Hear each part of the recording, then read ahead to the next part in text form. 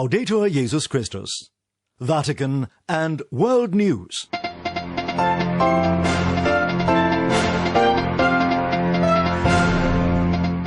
Today, Tuesday, May 4th, is the feast of Saint Antonina, martyr.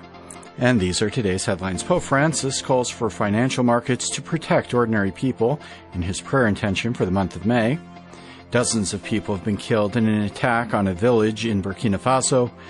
And coronavirus cases in India surge past the 20 million mark, with more than 350,000 cases reported in the past 24 hours. In the Vatican, I'm Christopher Wells. Announcing his prayer intention for May 2021, Pope Francis has called for regulators to limit speculation in financial markets and protect ordinary people. Devin Watkins tells us more. Mientras la economía real, la que crea trabajo, está en crisis. The true economy, the one that creates work, is in crisis. Pope Francis launched his prayer intention for the month of May 2021 with this warning. In the Pope video released on Tuesday, he lamented the apparent disconnect between the lives of ordinary people and a froth currently evident in several financial markets. ¿Cuánta gente sin trabajo? How many people are now unemployed, he said, but the financial markets have never been as inflated as they are now.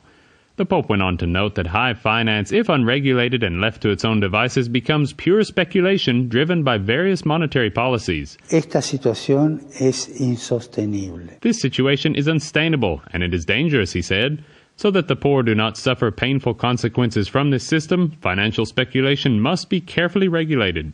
The Pope expressed his hope that finance might be a vehicle to meet people's needs. Que las finanzas sean instrumentos de servicio. May finance be a form of service, he said, and an instrument to serve the people and to care for our common home. He also urged everyone to promote a form of economy which is more just and sustainable and which leaves no one behind. Hagámoslo. We can do this, affirmed Pope Francis, and let us pray that those in charge of finance will work with governments to regulate financial markets and protect citizens from its dangers. The Pope's worldwide prayer network, which prepares the Pope video each month, released a press statement accompanying the prayer intention. It linked the Holy Father's concern for buoyant markets with the inequalities worsened by the COVID-19 pandemic. I'm Devin Watkins. Pope Francis will celebrate Holy Mass on the Solemnity of the Ascension, May 16th, for Myanmari Catholics living in Rome. The prefecture of the papal household made the announcement on Monday. The Pope's gesture of solidarity with Myanmar comes after several appeals he made for peace, dialogue, and the restoration of democracy in the Southeast Asian nation since the February 1st military coup that overthrew the country's elected government. Robin Gomes tells us more. With the Mass for Myanmar's Catholics in Rome on Ascension Sunday, May the 16th, Pope Francis once again wants to express his closeness with the people of the nation whom he visited during his trip to the country in 2017. The Pope's gesture intends to back the call of Cardinal Charles Bo of Yangon, who has urged the country's Catholics to pray the Rosary and participate in Eucharistic adoration during the current Marian month of May for peace, justice, and human dignity in the country. During this month, the Holy Father has also called for the marathon of prayer involving Marian shrines across the globe for an end to the COVID-19 pandemic. Speaking on Sunday after the midday Angelus prayer in Rome, St. Peter's Square, the Pope backed the initiative of Myanmar's Catholic Church, saying it is very close to his heart. He said it invites us to pray for peace with the Hail Mary for Myanmar in our daily rosary. Each of us turns to our mother when we are in need or in difficulty, the Pope said. This month we ask our Heavenly Mother to speak to the hearts of all leaders in Myanmar so that they may find the courage to walk the path of encounter, reconciliation and peace, the Holy Father urged. Violence in Myanmar has spiraled since the February 1st coup in which the military seized power by overthrowing the elected government of Aung San Suu Kyi and reversed years of slow progress towards democracy. A nationwide protest, strike and civil disobedience movement that has followed has roiled the nation, demanding the release of Suu Kyi and the restoration of democracy. At least 766 civilians have been reported killed by security forces so far. hour. The military's confrontation has also widened with airstrikes, heavy artillery and ground attacks against ethnic insurgency armies on Myanmar's fringes, which has displaced thousands of civilians. I am Robin Gomes. In world news, a deadly attack in Burkina Faso's Komandjari province has left several dozens of people dead and many more injured after armed men attacked Kodiel village. Father Benedict Mayaki has the latest. At least 30 people were killed by gunmen in Burkina Faso in an attack during which villagers' homes and properties were destroyed as they tried to flee for their lives. The attack took place in Kodiel village in the Komandjari province on Monday in the east region near the border with Niger. It is not immediately clear who was responsible for the attack, but violence fueled by Islamist extremist groups are not uncommon in the country, especially in the areas bordering Niger and Mali. News sources say that the armed men surrounded the village, started setting fire to houses and killing people. Several others were also injured, and many granaries were also devastated by the gunmen. The militants reportedly targeted Kodiel village because its residents, mostly from the Gurma community, had joined the ranks of the volunteer militiamen enlisted by the government to help the army. The move incurred retaliation by the rebels who attacked the volunteer militiamen and the communities they help. Monday's attack comes exactly 1 week after 2 Spanish journalists and an Irish wildlife activist were killed. Burkina Faso, as well as many of its neighbors, have been facing a worsening security crisis with increased activities of violent actors and Islamist armed groups carrying out raids and kidnappings in the Sahel region. The armed groups have also driven ethnic and religious tensions between farming and herding communities in order to boost recruitment among marginalized communities. I'm Father Benedict Mayaki. 23 people have died and more than 70 more were injured, some critically, after an overpass carrying a metro train in Mexico City collapsed, with train carriages and tons of concrete falling on the road below, crushing vehicles. James Blears has this report on the unfolding disaster. Hundreds of rescue workers placed in the army are at the scene. The accident happened last night at 10:25 local time near Olivos Station on Line 12 of Mexico City's metro system. CCTV footage showed the overpass collapsing, a train wagon falling onto moving vehicles below, while 2 more were dangling 5 meters above clouds of dust. Authorities report that children are among the dead.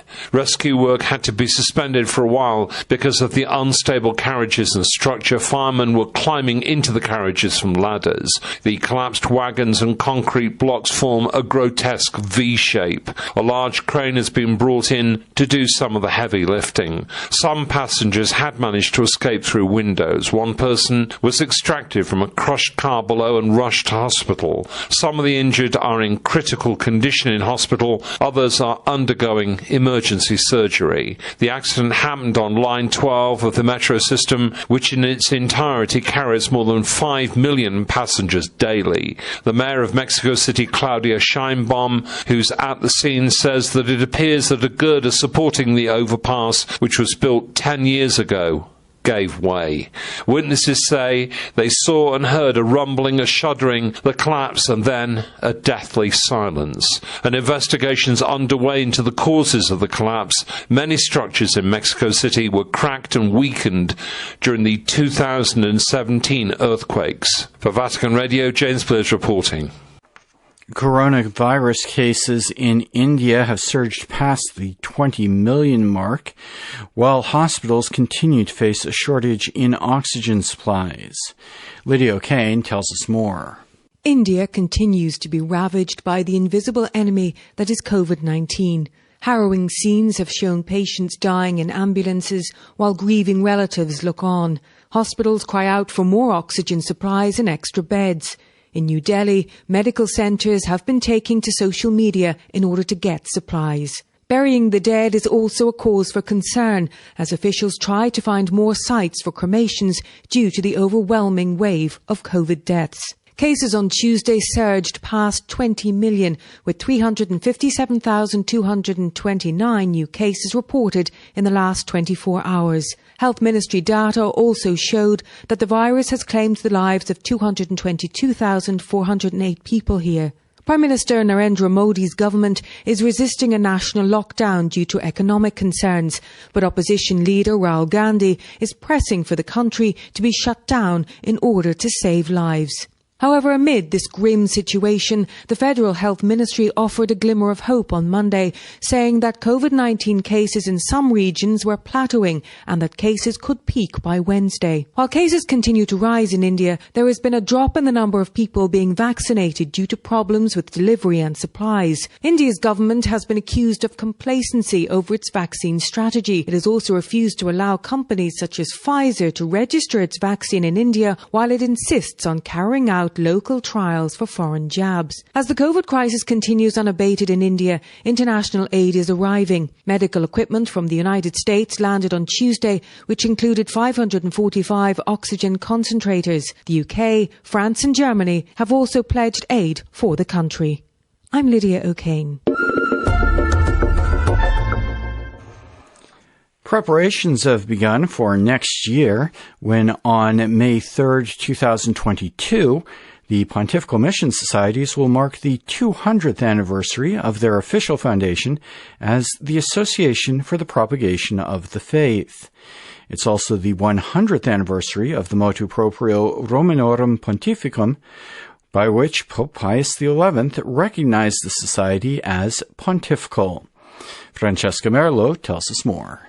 The Pontifical Mission Societies has begun preparing for the 2022 celebrations, looking back to the sources of their founding charism, which began with the laywoman Pauline Jaricot.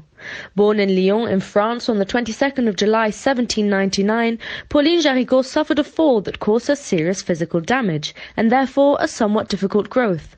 But she felt the call to missionary life. On the 3rd of May 1822, together with a group of lay people, she founded the Association of the Propagation of the Faith, approved by Pius VII in 1823. Pauline devoted herself exclusively to serving the poor and the ill, visiting hospitals and the terminally ill on a daily basis. The aid she brought to those in need was accompanied by a life of intense prayer. She received the Eucharist daily, interceded for the conversion of sinners and the evangelization of the world. She died in poverty in Lyon on the 9th of January 1862. On the 25th of February 1963, she was declared venerable by St. John XXIII, and on the 26th of May 2020, Pope Francis approved a miracle attributed to her intercession, thus paving the way for her beatification. Present in 130 countries of the world today, the Pontifical Mission Societies counts 354,000 missionaries, 3 million catechists, 114 dioceses in mission territory, and $150 million allocated to pastoral and social projects, all with the aim of supporting the Pope in his commitment to all the particular churches, both in prayer, which is the soul of the mission, and in material aid to Christians around the world. I am Francesca Merlo. Finally, a reminder and an invitation to join us this evening and every day this month for the recitation of the Most Holy Rosary for the end of the COVID-19 pandemic. The Marathon of Prayer is an initiative of Pope Francis and will involve Marian shrines around the world. Tonight, the Rosary will be broadcast from the Basilica of the Annunciation in Nazareth. Vatican Media is broadcasting the Rosary each day at 6 p.m. Rome time. You can join the prayer through our Vatican News web portal, our Facebook and YouTube pages, or on television and radio stations through our partners around the world. And that brings us to the end of this edition of Vatican and World News. In the Vatican, I'm Christopher Wells.